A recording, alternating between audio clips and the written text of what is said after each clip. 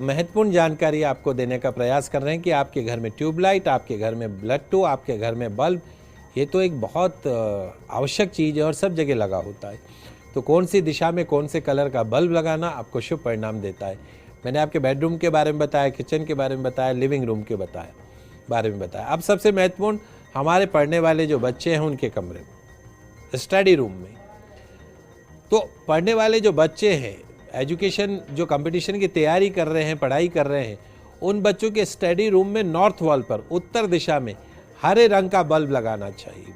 हरे रंग का छोटा बल्ब लगाने से बच्चों का पढ़ाई में मन लगने लगता है, कंसंट्रेशन बनी रहती है। जो बार बार जो दिमाग इधर उधर भटकता है उससे मुक्ति मिलती है अगर नॉर्थ वॉल पे बल्ब लगा हो पढ़ने वाले बच्चों के कमरे में। ध्यान रखिएगा, लगा के देखिएगा और हमें भी बताइएगा।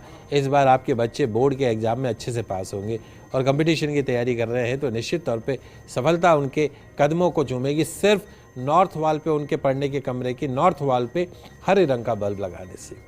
और यदि आपके घर का कोई सदस्य डिप्रेशन जैसी बीमारी से पीड़ित है, मानसिक अवसाद से पीड़ित है, तो उसके कमरे में, उसके सोने वाले कमरे में सफ़ेद रोशनी का बल्ब जलाइए, वाइट बल्ब जलाइए, ट्यूबलाइट जलाइए। डिप्रेशन से मुक्ति मिलती है। सफ़ेद रोशनी वाला बल्ब जलाने से डिप्रेशन से मुक्ति मिलती है। अगर आपके घर में साउथ दिशा के अंदर दक्षिण दिशा में कोई वास्तु दोष है तो उसको दूर करने के लिए दक्षिण दिशा वाली जो दीवार है वहाँ लाल रंग का यदि आप बल्ब जलाते हैं तो निश्चित तौर पर दक्षिण दिशा के दोषों से मुक्ति मिलती है। घर का जो मंदिर है, आपका घर का जो मंदिर है, उस मंदिर में हमेशा पीली रोशनी वाला बल्ब जलाना चाहिए। पूजा के अंदर मन लगता है, कंसंट्रेशन बनी रहती है, ध्यान लगता है।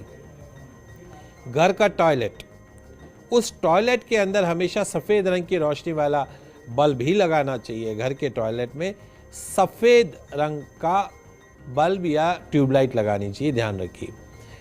दक्षिण पूर्व दिशा के अंदर देखिए, यदि आपका बेडरूम जो है वो आग्नेय कोण के अंदर बना हुआ है, आग्नेय कोण में कभी भी बेडरूम नहीं होना चाहिए, वहाँ रसोई का स्थान होना चाहिए। लेकिन आपके आग्नेय कोण में बेडरूम बना हुआ है और अब प्रॉब्लम यह है कि हम उसको शिफ्ट भी नहीं कर सकते, तो क्या करें? तो दक्षिण पूर्व दिशा में बना हुआ जो कमरा है, उस कमरे का एग्जैक्टली जो साउथ ईस्ट कॉर्नर है, वहाँ पर आप एक रेड कलर का 24 आवर जलने वाला बल्ब लगा दीजिए। तो वो जो साउथ ईस्ट का जो दोष है वो दूर हो जाएगा, साथ में फ्लो बना रहेगा। नहीं तो क्या होता है कि ऐसे कमरे में रहने से एग्रेसिवनेस बढ़ती है, उग्रता आती है स्वभाव में।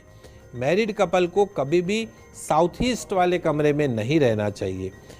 अगर आपकी बच्ची विवाह योग्य है और उसका विवाह नहीं हो रहा है तो उसको नॉर्थ ईस्ट वाले, माफ़ कीजिएगा, विवाह योग्य कन्या को नॉर्थ वेस्ट वाला यानी वायव्य कोण में जो कमरा बना हो वहाँ पर उसका बेडरूम बनाइए और उसकी जो नॉर्थ वॉल है वहाँ पर पिंक कलर का आपको लट्टू लगाना है, आपको पिंक कलर की ट्यूबलाइट लगानी है, बल्ब लगाना है। बहुत जल्दी उस बच्ची का विवाह हो जाएगा। घर का जो मुख्य द्वार के बाहर अक्सर जहाँ मेन डोर हम लगाते हैं वहाँ पे जो है वहाँ लट्टू भी हम लगाते हैं, गणेश जी की जहाँ मूर्ति स्थापित करते हैं ताकि संध्या समय में हम लाइट जला सकें। लेकिन आजकल हमारी टेंडेंसी क्या हो गई है कि पड़ोसी ने लाइट जला दी, अपने यहाँ रोशनी आ रही तो हम अपने यहाँ नहीं जलाते। ये टेंडेंसी बहुत गलत है। अगर आप चाहते हैं कि आपके घर के अंदर शुभता का संचार हो, अगर आप चाहते हैं कि आपके घर में दरिद्रता, बीमारी प्रवेश नहीं कर सके, तो संध्या समय में घर के मुख्य द्वार पर आपको बल्ब अवश्य जलाना चाहिए, रोशनी अवश्य जलानी चाहिए। सामने वाले से रोशनी आ रही उससे कोई मतलब नहीं। आपके घर के अंदर बल्ब जलता है, लट्टू जलता है, ट्यूबलाइट जलता है तो निश्चित तौर पर आपके घर के अंदर सुख, शांति, समृद्धि, माँ लक्ष्मी, भगवान गणेश, कुबेर का वास रहता है। अन्यथा जिस घर के मुख्य द्वार पर लट्टू नहीं जलता हो वहाँ दरिद्रता, गरीबी, बीमारी, तंत्र मंत्र, टोने टोट के इस इंतजार में बैठे रहते हैं कि कब दरवाजा अंधेरे में खुले और हम उसके अंदर प्रवेश करें।